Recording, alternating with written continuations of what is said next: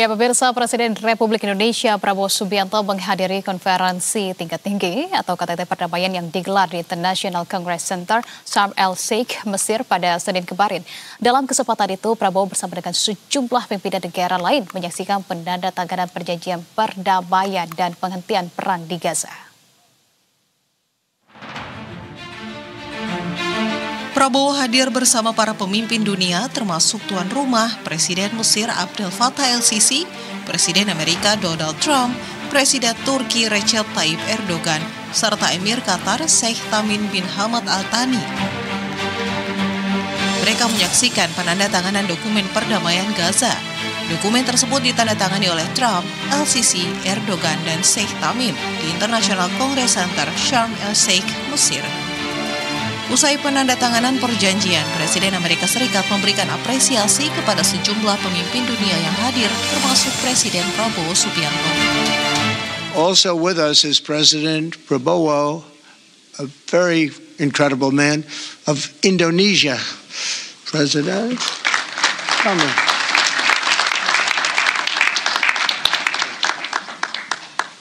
Great job. Dalam momen penting ini, Perdana Menteri Israel Benjamin Netanyahu tidak tampak di antara lebih dari 20 pemimpin negara dan organisasi dunia termasuk PBB yang turut hadir menyaksikan penandatanganan. Trump dalam keterangannya menyampaikan bahwa kesepakatan yang dicapai merupakan hasil kerjasama panjang berbagai pihak di kawasan dan dunia internasional. Dengan ditandatanganinya, dokumen ini menandai berakhirnya konflik berkepanjangan di Gaza dan menjadi tonggak penting menuju stabilitas Timur Tengah. We're here to celebrate tonight is more than the end of the war in Gaza. It's with God's help, it'll be the new beginning for an entire beautiful Middle East. From this moment forward, we can build a region that's strong and stable and prosperous and united in rejecting the path of terror once and for all. All the momentum now is toward a great, glorious, and lasting peace. And our commitment to fulfilling the 20-point plan we developed together will be the crucial foundation for achieving that bright future, and it's being worked on right now as we speak. And علينا إن اتفاق اليوم يمهد الطريق لذلك ويتعين تثبيته وتنفيذ كافة مراحله والوصول إلى تنفيذ حل الدولتين على نحو يضمن رؤيتنا المشتركة في تجسيد التعاون المشترك بين شعوب المنطقة بل والتكامل بين جميع دولها. Salah satu dari 20 poin kesepakatan perdamaian adalah pembebasan sandera di pihak Israel dan Palestina. Di hari yang sama ketika KTT berlangsung, sejumlah tahanan Palestina tiba di Gaza setelah dibebaskan oleh Israel sebagai bagian dari kesepakatan gencatan senjata. Israel membebaskan lebih dari 1.900 tahanan pada hari Senin waktu setempat setelah Hamas membebaskan 20 sandera yang masih hidup yang ditahan di Gaza berdasarkan perjanjian gencatan senjata. Sebuah video yang dirilis oleh pasukan pertahanan Israel menunjukkan sandera yang dibebaskan terbang di atas lapangan sandera di Tel Aviv, Israel, tempat orang-orang berkumpul untuk menyaksikan pembebasan para tawanan. Sandera yang dibebaskan dari Gaza dipertemukan kembali dengan keluarga mereka pada hari Senin di rumah sakit Ichilov di Tel Aviv. Di antara mereka adalah Omri Miran yang memeluk kedua putrinya yang masih kecil berusia 2 dan 4 tahun setelah lebih dari 2 tahun disandra. Para sandera diterbangkan dengan helikopter dari pangkalan militer Reim ke rumah sakit di seluruh negeri untuk evaluasi medis dan perawatan. Tim Liputan Berita 1. Ya, pemirsa, penandatanganan dokumen perdamaian Gaza dalam KTT Perdamaian Timur Tengah di Mesir Senin lalu menjadi titik balik terciptanya perdamaian di Gaza dan kestabilan Timur Tengah. Presiden Prabowo Subianto yang turut hadir dalam forum penting tersebut menandai komitmen Indonesia untuk aktif dalam perdamaian dunia. Kita akan bahas lebih lanjut bersama dengan pakar geopolitik Timur Tengah. Sudah ada Ibu Siti Mutia Setiawati dan juga Ketua Badan Kerjasama Antar Parlemen DPR. Sudah ada Bang Mardhani Alisera. Selamat malam Bapak Ibu sekalian. Anissa. Baik, terima kasih banyak sudah berkenan meluangkan waktu untuk berbincang bersama kami di Berita Satu Utama.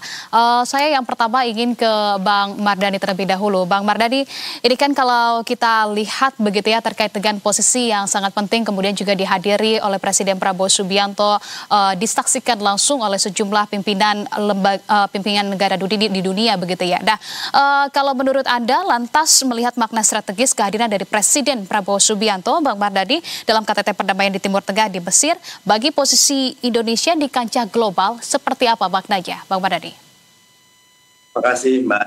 Yang pertama tentu apresiasi dan yang luar biasa Pak Prabowo di Musrek, tetapi perjalanan masih target kita kemerdekaan Palestina. Trump dan Israel tidak mengakui two-state solution. Bahkan oleh Donald Trump itu sangat terus melindungi Israel. Tetapi sekecil apapun sekarang kita karena dengan senjata Israel mundur walaupun tembakan masih terjadi, bantuan bisa, dan itu apresiasi kepada Pak Prabowo yang selalu kehadiran ini menunjukkan ya pada Palestina. Ya, oke baik. Artinya memang karena di satu sisi dunia menyambut dengan sangat optimis begitu ya, terkhusus juga Indonesia, tapi di sisi lain Anda juga meminta agar masyarakat global begitu untuk tetap bisa tidak terlena dan tetap mengawal dari kesepakatan ini karena ada beberapa hal yang kemudian terjadi pasca terjadinya kesepakatan. Nah, kalau dari Ibu Siti seperti apa untuk kemudian melihat posisi strategis, kemudian juga dinamika maupun juga makna strategisnya dari KTT perdamaian Timur Tengah yang digelar di Mesir kali ini?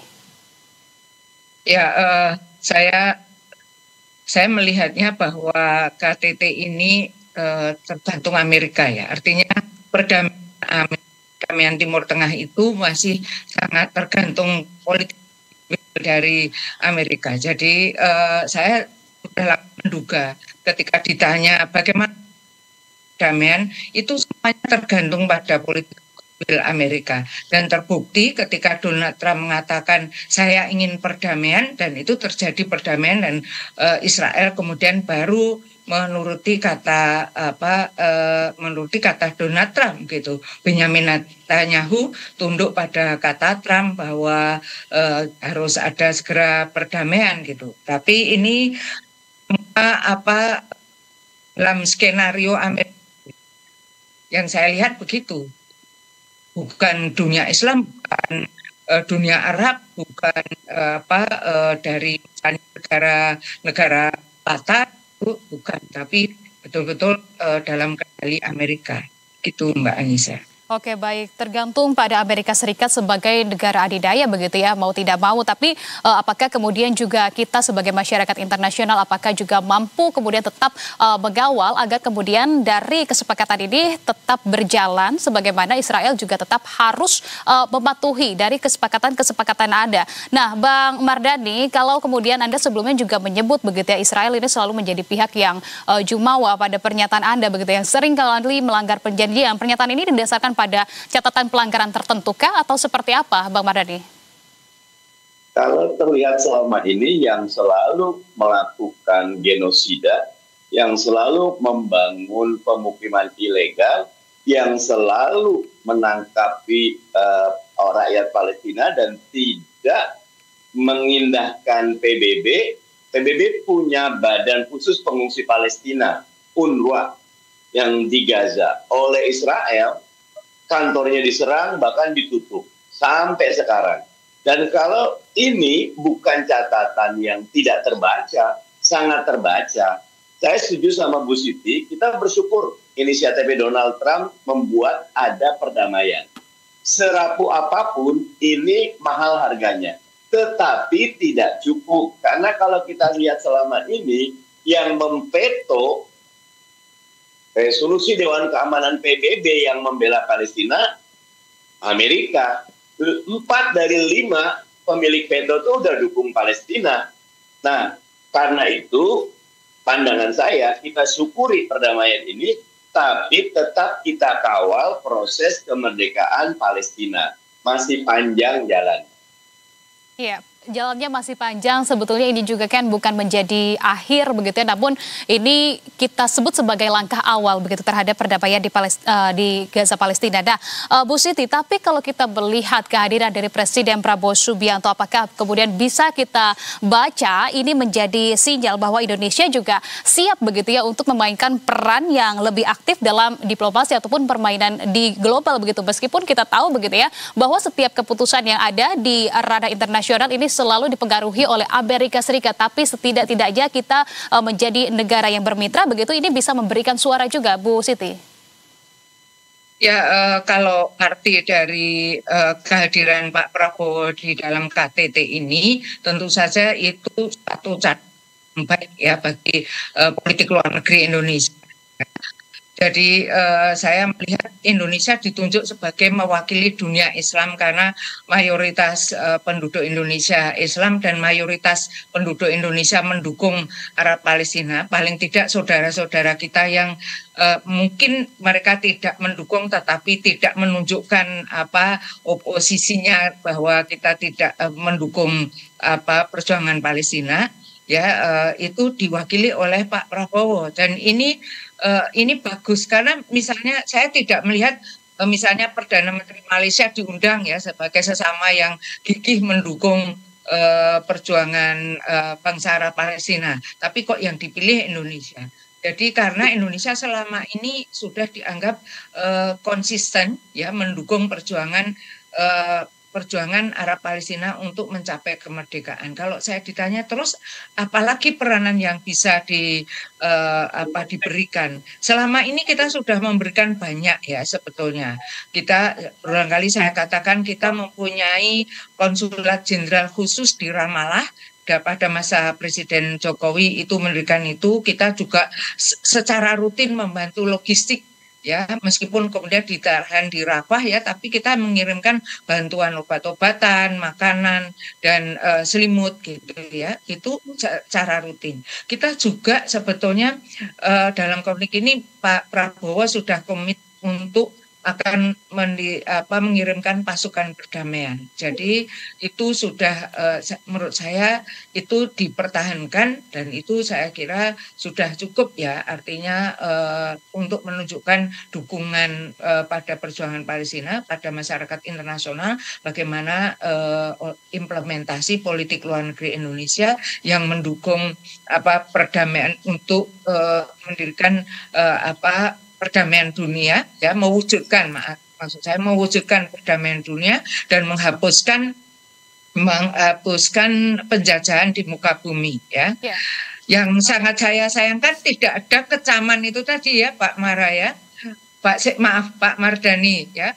Tadi Bapak mengatakan itu kok yang telah kejahatan yang dilakukan Israel sama sekali tidak disinggung gitu ya. Dalam KTT ini seharusnya disinggung bahwa menurut PBB juga bahwa Israel itu telah melakukan genosida dan bisa diancam dengan hukum internasional. Bisa Benyamin Netanyahu, kemudian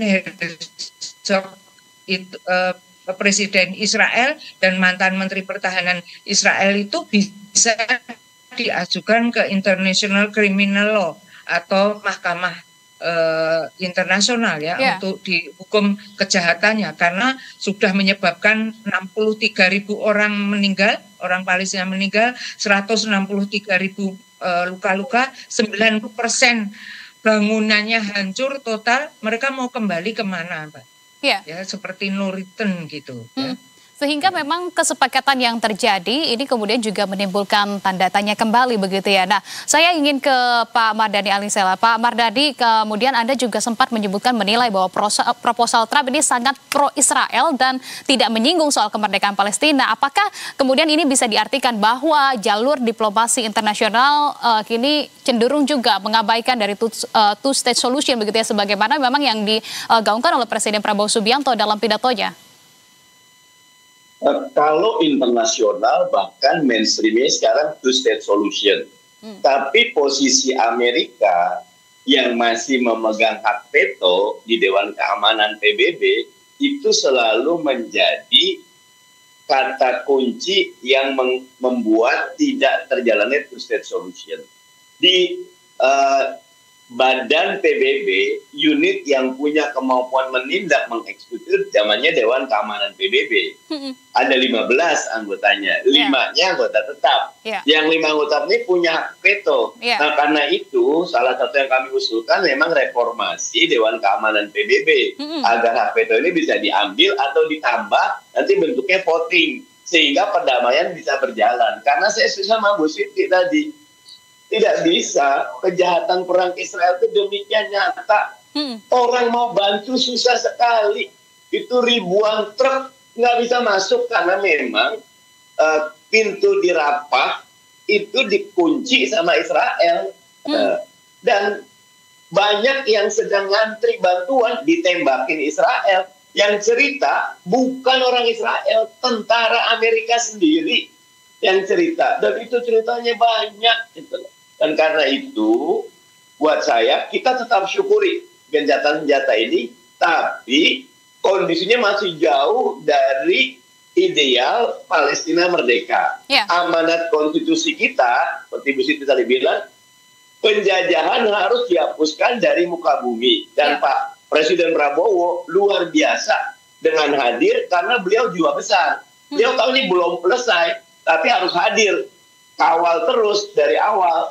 Step by step. Memang proses diplomasi itu rumit, panjang, berliku, tapi itu jalan yang harus ditempuh. Ketimbang minta maaf, selalu perang, selalu memakan korban, begitu. Oke, menyambut jawaban Anda begitu ya, nyatanya kejahatan Israel, jika memang Israel terbukti nantinya melakukan kembali pelanggaran dari kesepakatan ini, lantas langkah apa yang menurut Anda ini cukup realistis begitu ya untuk diambil oleh masyarakat internasional, Pak Mardhani, khususnya mungkin untuk Indonesia? Ada 2. 1, kita lanjutkan program DBS, divestasi, boykot, sanksi. Seluruh produk, barang yang terafiliasi sama Israel, boykot, boykot, boykot. Dan ini efeknya luar biasa. Tidak perlu kita marah-marah, tapi nggak usah beli aja. Dan itu sangat memukul ekonomi Israel. Karena perang itu mahal. Israel itu perlu uang banyak, dengan kita boykot itu. Yang kedua, kita tutup perairan kita dari kapal atau produk yang dari dan ke Israel. Dari beberapa kajian, ternyata Israel banyak dapat senjata dari Vietnam. Karena membeli, Vietnam jual. Nah, Vietnam itu selalu lewat Selat Malaka. Nggak mungkin dia melambung, dia lewat Malaka. Kalau kita tutup, Malaysia udah tutup, kita tutup, maka itu akan menjadi hantaman juga. Saat yang sama sebetulnya, dengan terus Prabowo hadir di banyak tempat menyuarakan two-state solution, seperti juga sekarang ini, tadinya tuh Inggris, Prancis, Australia, Kanada, Belanda, Spanyol, pendukung Israel. 12+, tapi sekarang semuanya mengakui kemerdekaan karena tidak masuk akal lagi. Buat apa serangan Israel? Yang ada di Gaza tinggal orang tua, perempuan, anak-anak itu yang dibombardir tiap hari. Sekarang sudah berhenti. Tapi barusan tadi tembakan masih terjadi, gitu.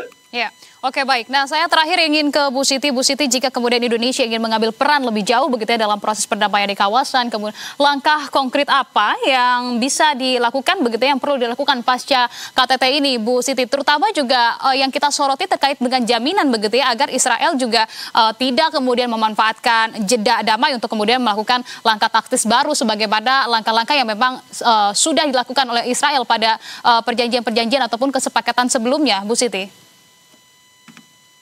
Ya, yang pertama yang jelas sudah pernah dilakukan itu melanjutkan pengiriman pasukan perdamaian. Ya, pasukan perdamaian Indonesia itu sudah dikenal sangat kompeten untuk menjaga perdamaian. Meskipun kita mendukung perjuangan Arab Palestina, tapi dalam menjaga perdamaian kita bisa netral gitu ya. Itu laporan dari lapangan yang sering saya tanyakan pada pasukan perdamaian. Sehingga lanjutkan itu pengiriman pasukan perdamaian. Kemudian yang kedua adalah mewujudkan Palestina merdeka itu diawali dari Palestina sebagai negara.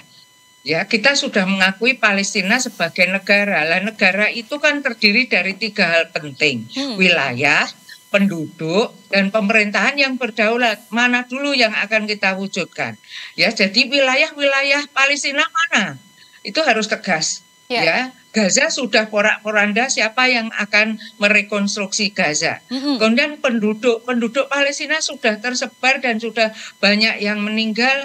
Kemudian ada di West Bank dan ada di Gaza, dan menjadi pengungsi itu sampai 2 juta orang ya kira-kira itu. Kemudian yang berikutnya pemerintahan yang berdaulat. Pemerintahan mana yang akan nanti memimpin Palestina? Apakah Hamas ataukah Fatah?